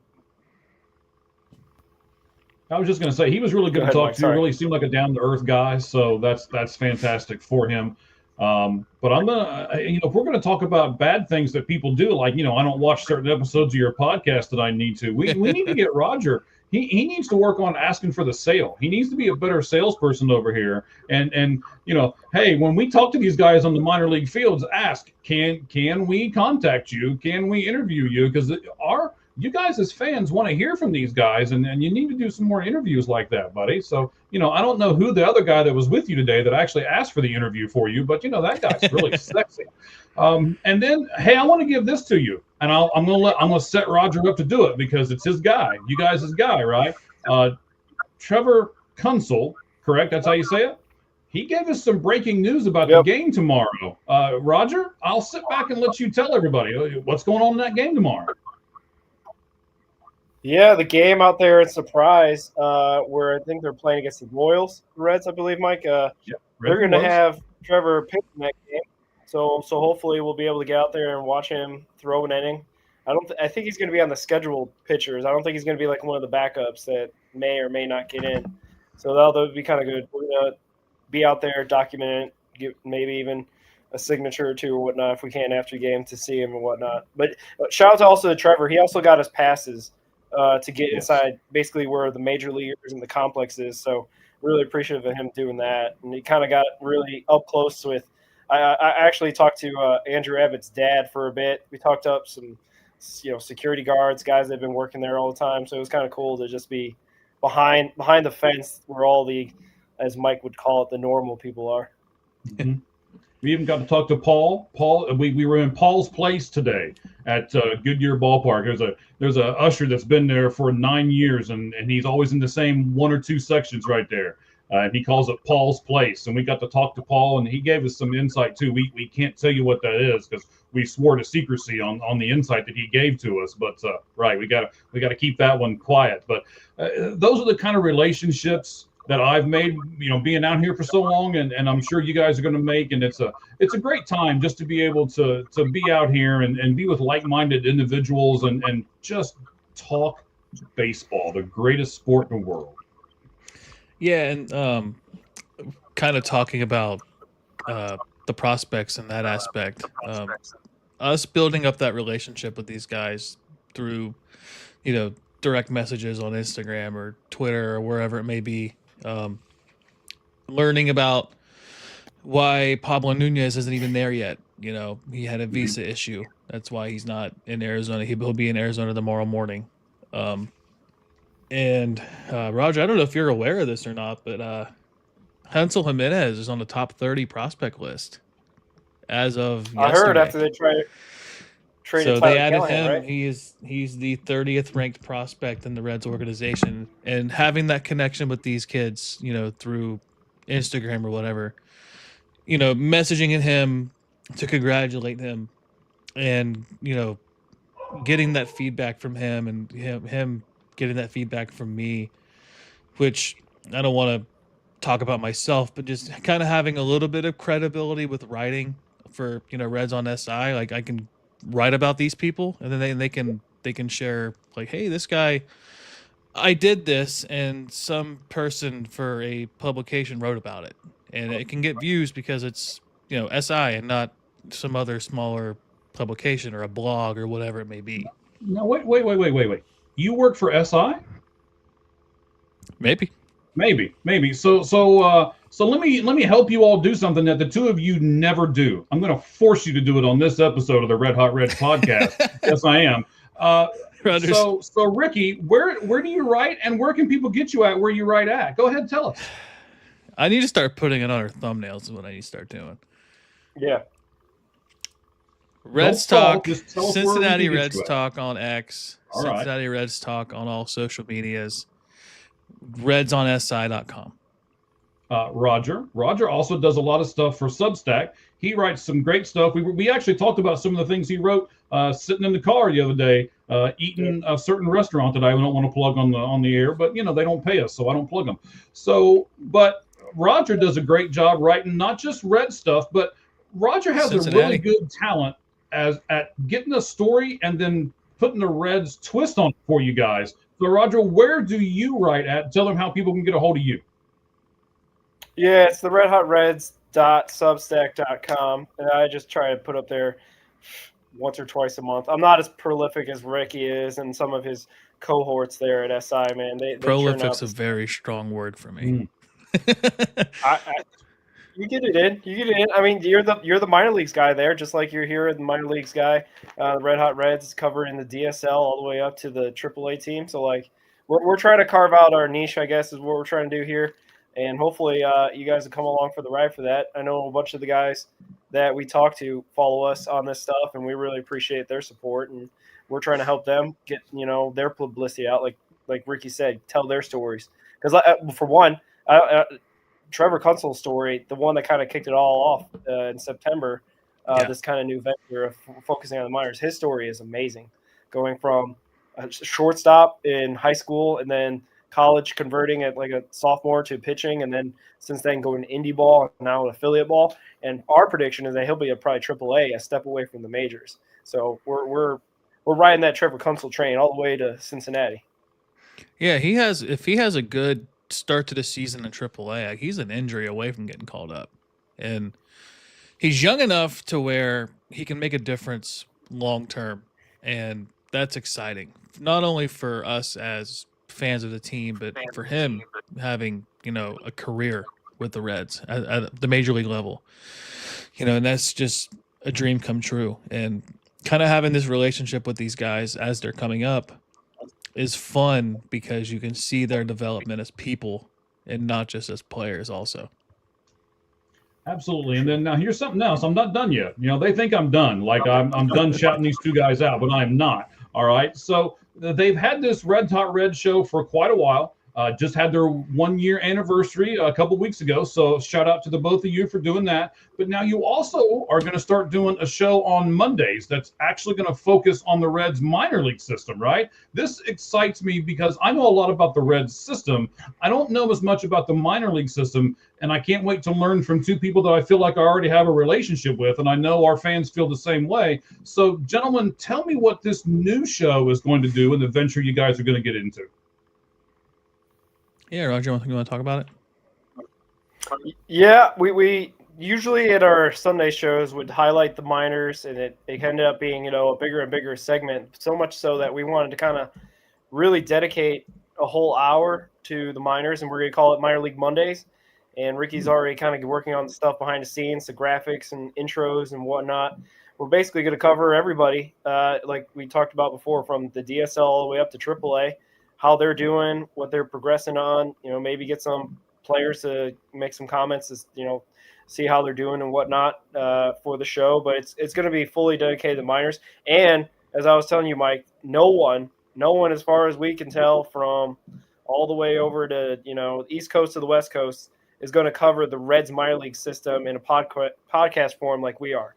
So we're really rolling out the red carpet, the Reds carpet, if you will. It coming out soon, and I think our official, we're going to try to roll out on the 23rd of March will be our first show, I believe. So keep an eye out for that. It will be covering, I think, either a AAA, a AA team. what their rosters look like and what we should expect from those guys, the bats and the lookouts this year. And Carrick, we really appreciate those kind words. Yeah, but they're true words. Yeah, they really are. So what time on Monday, gentlemen? Do you know what time? Same time as normal should be. Yeah. I'm assuming 8 o'clock usually. 8 o'clock. So then it ends in. So whatever time it is, it ends in ish, right? Yeah. And I have a really cool intro made up for it that I'm really kind of proud of. Okay. Took a lot of work. It's a long one, so you gotta be in the mood for it. But little insight. It's player highlights of minor league players. Of, I think Kean View's first professional home runs on there. There's a Alfredo Duno home run, and of course I had to end it with my boy Austin Hendrick with his walk-off double for Chattanooga in June, where he had a 4-for-4 game. He was working on his base running today, so he's out there getting his work in today. We saw him the day before too. He looked nice. I would love to talk to him. From what I understand of him, he would be an awesome one to talk faith with about too. He's very open about his faith on his social media, so he would be a really cool one to talk faith about with too. We'll have to try to approach him tomorrow. Yeah, check it out. One of us will. Yeah, because I know like with Kunzel, like he had nothing but great things to say about him when we talked to Trevor back in September. Which was fun because when I wrote about Hendrick, about the season that he had, it was his best season as a pro. I mean, we can kind of talk about his backstory. Like, he gets drafted in 2020. His senior year of high school baseball gets canceled because of COVID. His first professional baseball season gets cut short because of COVID, and then they reshuffle the minor leagues. He doesn't even get a play in the ACL. He goes straight to low A in Daytona, and he had a lot of power in Daytona, but then like the average just didn't happen. I feel like there was a lot of development stuff that just didn't happen with him. Adjusting the wood bats, becoming a man. You're 18 when you get drafted, and now he's 23, and I'm not giving up on him.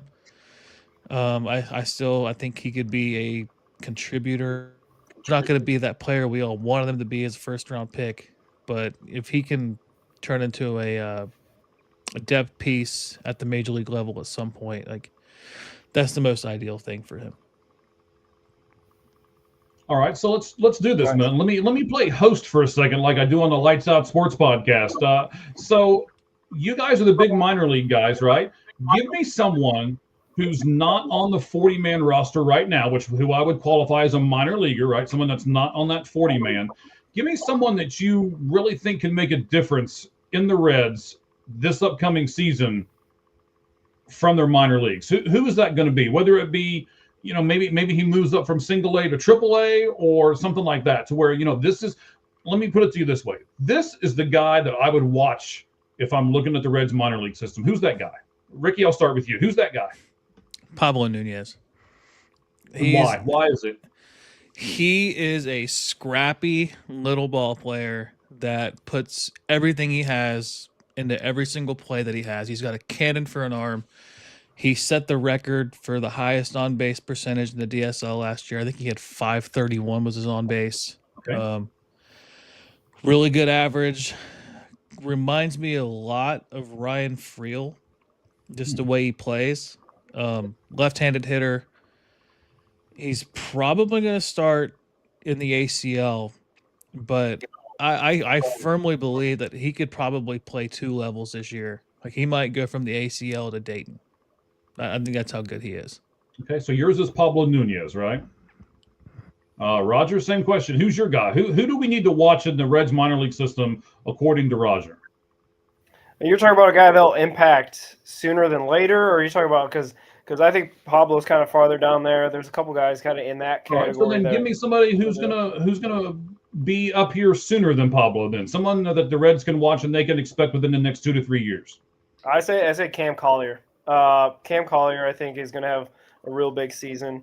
And, even though he didn't necessarily, make it in the big league camp, he got optioned down recently, but Mhm. he seems ready to be back. And I know there's kind of also a log jam at third base, first base where he's kind of at, but I think he has the talent and the bat, like the eye for hitting that will allow him to be a major leaguer sooner than later.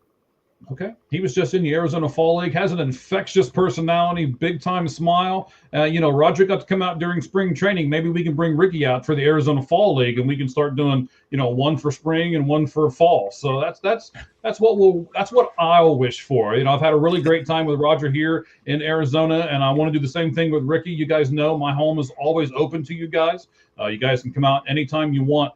I also like this from, what is it, Carrick? Yeah. Kyle, right? I haven't seen him play yet. He's the guy, Roger, correct me if I'm wrong. He's the guy that's the third guy in the picture that I have that I just got put into the 8x10, right? Yeah, he was a reserve player for the Dodgers Reds game, but he didn't get in. But he was all about that celebration when they got that win with re-signs. Yes, he was. Yeah, I agree with Carrick's next comment too. Anthony Steffen's a player that no one talks about.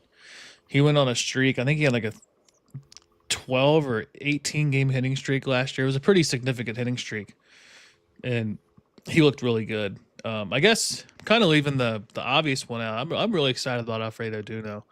I think I think he has a legit chance to play.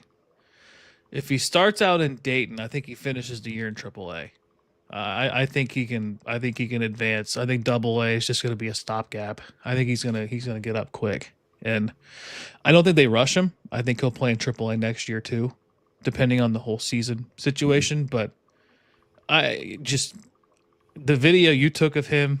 Yes, Roger got a great video of him. Gosh, man, he is such a large human being, and just the effortless power that he has is incredible. And the stories that we hear about him behind the plate, like Jonathan Harmon saying that he's really good at calling a game, which is really good for what, a 19-year-old catcher. Like I'm excited about him. And then like obviously, yeah, Kyle Henley, like he's in our intro video for his 50th stolen base. So he's a speedster for sure. And we talked to Duno.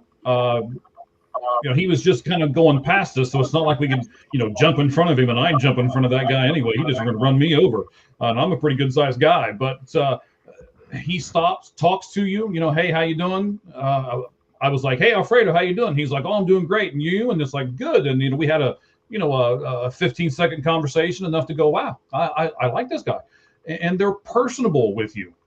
And just like you guys are in your interviews and stuff, that's what makes this game great. I love to sit here and watch a team and say that guy's a good player, but I would rather sit here and watch a team and say, I remember when I met that guy back in 2026 on the backfields of the Reds complex, and and I can tell that story. That's even better, and that's what the Red Hot Reds is doing for a lot of our fans out there, is bringing those stories to light and bringing those people to light. That's a fantastic thing you guys are doing. And I get money for this, by the way. For sure, yeah. We're paying Mike. He's our lead advertiser, lead head of marketing right now. Right. I don't even know where like the interview idea really came from. I knew it was like one of the origins from the show. Like we wanted to have it originated with Tom Brenneman just kind of reaching out, and it took a little bit to hear back from him. It took a little bit to hear back. Yeah. I think, sorry to interrupt, Ricky. I think actually it started before that. I think we had a podcast goal to interview Joey Votto. I think that was top of the list. Yeah, that was like and anybody else below Joey Votto, we'd be all right with. Yeah, and you may as well start your expectations out high, for gosh sakes, guys. I mean, geez. Yeah, I mean, we might as well start with like the best Red of this generation.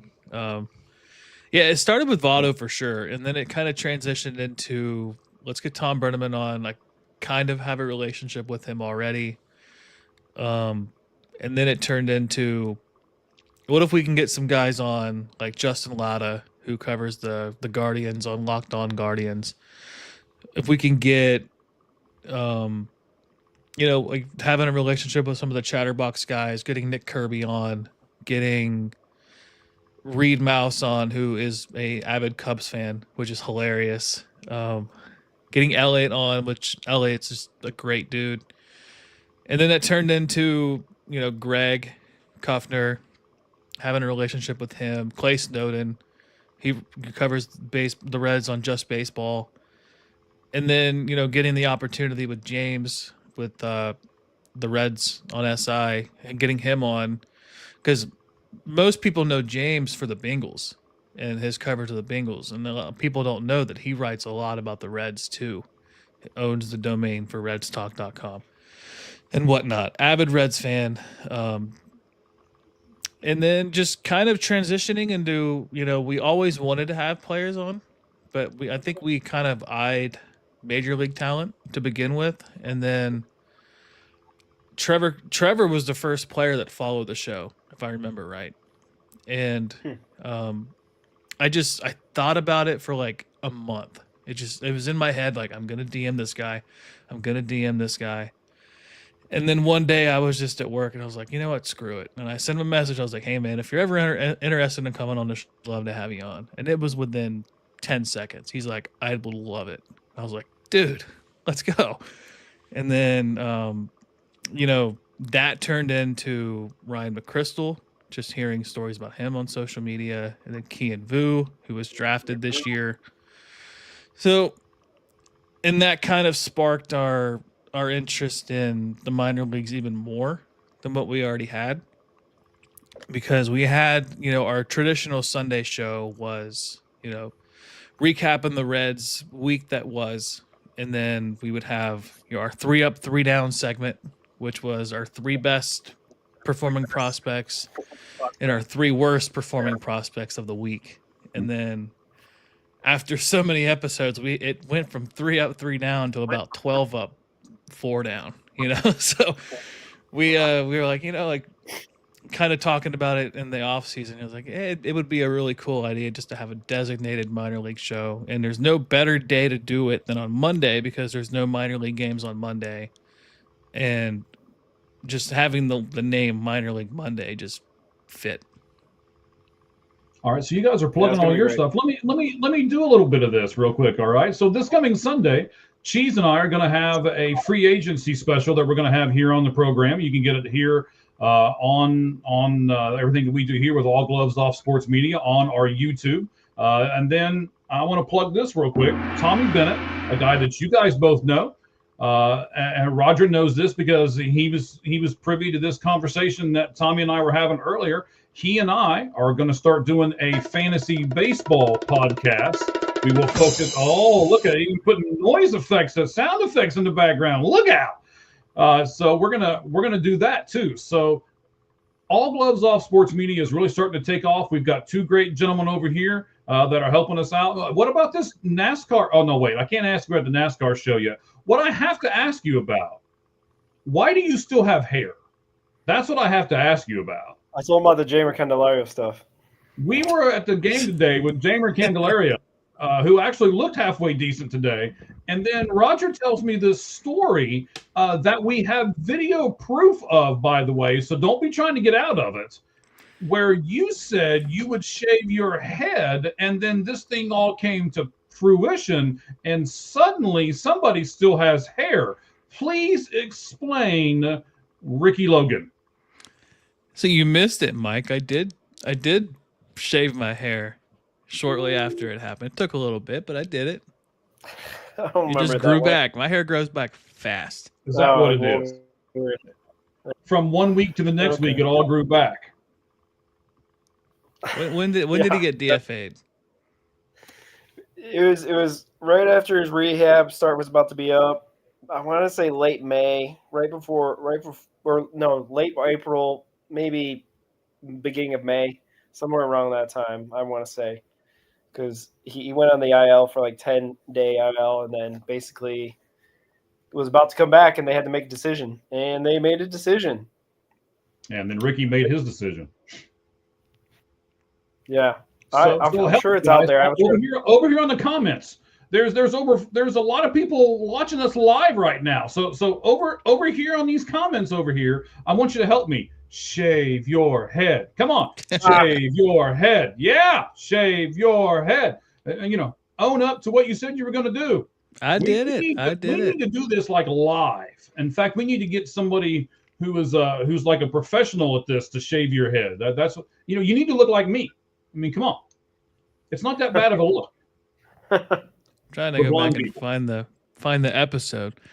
But yeah, I mean, who in their right mind thought the Reds were going to DFA Jeimer Candelario? Like, okay, all the money he was owed, like, it didn't make sense. Yeah, and they owe him $15 million this year, plus I think a $3 million buyout next year. Breaking news, guys! Breaking news. What's that? Stuart Fairchild hit a grand slam. Against who?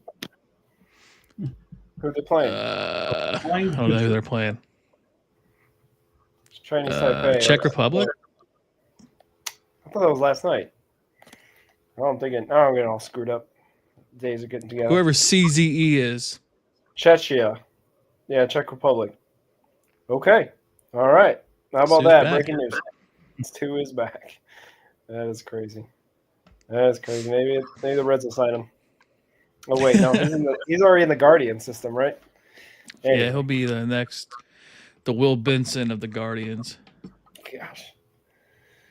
Oh, right.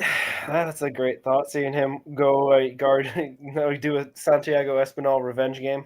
That'd be cool. Oh man, that'd be brutal. All right. Thank you guys. I don't know what else you got left. I don't know how many more laptops I could use. If you haven't seen the play yet, I just put it up on our X account. That is, by the way, it's All Gloves Off SM on our X account.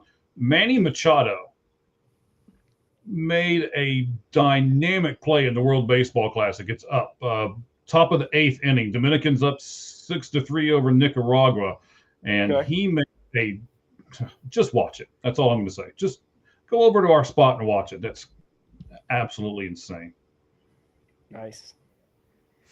I think I just saw it kind of creeping through, trying to find that Fairchild home run. Yeah, I was kind of looking for it too, to be honest with you. It's crazy. He is such a great defensive third baseman that came up as a shortstop. It's kind of like what the conversation behind Ellie is, right? Everybody wants to see him move to the outfield. I think third base is more of his future. I think I'd rather see him move to third than the outfield if we could avoid the outfield. He's got the arm for it. He's got the range for it. Like, if you could avoid the extra risk of running 28 miles per hour into a wall or into somebody else, like, I would rather avoid that if I can. Then a 17-year-old pitcher, Joseph Contreras, just got Aaron Judge to hit into a inning-ending double play in the World Baseball Classic as well. That's a nice scene. You can catch that out. I just put that over on our account as well. So yeah, nice Shohei Ohtani had a grand slam today too. I don't care about Shohei. Can't stand the guy. That would be on our stuff. But yeah, I guess we could probably wrap it up. If you guys don't have anything else, thanks to everybody that's tuned in on the chat. Carrick, Fred, Michael. I think it's our usual crew. Michael being a newcomer. Shout out Michael for joining us on Twitter today. Yeah. You guys are having a blast out there in Arizona. I'm pretty jealous. Let's go hopefully get a good outing tomorrow. You guys, I sent a care package out for you guys. Hopefully we can get some content out of that. Yeah. I know that content. Mike's going to eat it. That's what we're going to get content on. I'll we got for sure. I know that I told Moises Castillo about it. He's pretty excited. I didn't tell him what it was. I just told him I got a gift from Cincinnati for him. So we'll hit him up. I know where he generally is in the backfields now because they keep like the certain ACL guys together, or the DSL guys together, and I think he's number 48 too. So if that helps. Yeah, they're all like hang out together. You can tell where the Dominican guys hang out, so I'll probably be able to find them pretty easy. Mike, you got anything you want to plug before we sign off? No, I mean, just the regular stuff. Like I say, this coming Sunday, Cheese and I are going to do, if you're a big football guy, we're going to do where we think a lot of these free agents are going to land. So we'll do a show about that. We're, a Lights Out Sports podcast. Wait, hang on, let me say it correctly. The Lights Out Sports podcast. And we'll do that on Tuesday evening, of course. So stay tuned with all of that. We've got you guys. We've got a lot of other stuff going on right at the moment. We're making some new shows. You guys are going to do Minor League Monday. Me and our buddy Tommy's going to do a show on fantasy baseball stuff. We are looking at doing a bunch of different avenues right at the moment. So I'm just going to tell you this, ladies and gentlemen, if you're with us, stay with us, because all this stuff's going to do is grow and take off, especially with these two gentlemen I have over here on my right. They're really going to help All Gloves Off Sports Media become a household name before too much longer. Yeah, it's funny. Out of nowhere, Clay Snowden drops our Twitter page as a page to follow for Reds stuff, and we went from 202 followers to now we're at 554. Like, legitimately overnight. I'm just like, dude, It helped a lot. That's awesome. Just the kindness of him. That's a relationship that you guys have made because of the genuinely good guys that you are. I've really got to know Roger over the last couple of days, him being out here with me. Yeah, I know. Don't break your arm patting yourself on the back there. Let me do it for you, right? But I mean, seriously, your fans know this already because they feel that vibe through the microphone. And you guys have been on podcasts, you've listened to different people's podcasts, and you can tell pretty much right away if this is a genuine person or not, or if this is just someone who's making this crap up or screaming and yelling or doing what they need to do. Neither of the three of us have yelled this entire time. It's been almost 2 hours, right? We don't need to. We have intelligent sports talk for intelligent fans, and that's what we're doing here on All Gloves Off Sports Media. Yeah, it's a lot of fun. And for one, thank you for the idea of even doing this, having Roger be the guy because when let me rephrase all this. The idea of a podcast was never a thing. I had floated out to you, Mike, when we wrote for We Like Sports PC, that I had followed Roger's Substack for a while, and I know that he was just a way better than me writer than I could ever dream of. And I had this idea of co-writing something that you don't really see a whole lot of out there. People want to put their name on it. Mm-hmm. I'm not about that. Like, if you want to take credit for it, just CC my name in there somewhere, like it's not the biggest deal for me, but I wanted to, we covered the salary cap issue with baseball. This was 2024. We wrote about this at the end of 2024. Beginning of 25. Yeah. So I think it might've been like January 1st or February 1st. It was around that time. Mm-hmm. So that happened. And then you were like, Mike, you had pointed out, you said, hey, you guys should do a podcast together. And I was like, I've never thought about doing a podcast. Put my ugly face on the screen. No way. I hate talking in front of people. Like, I'm not going to do that. And then, well, you didn't think you were a very good writer either, and we conquered that fear pretty fast. So, I guess so. And then I started putting out Reds content more on Instagram, and this is where Doug comes into play.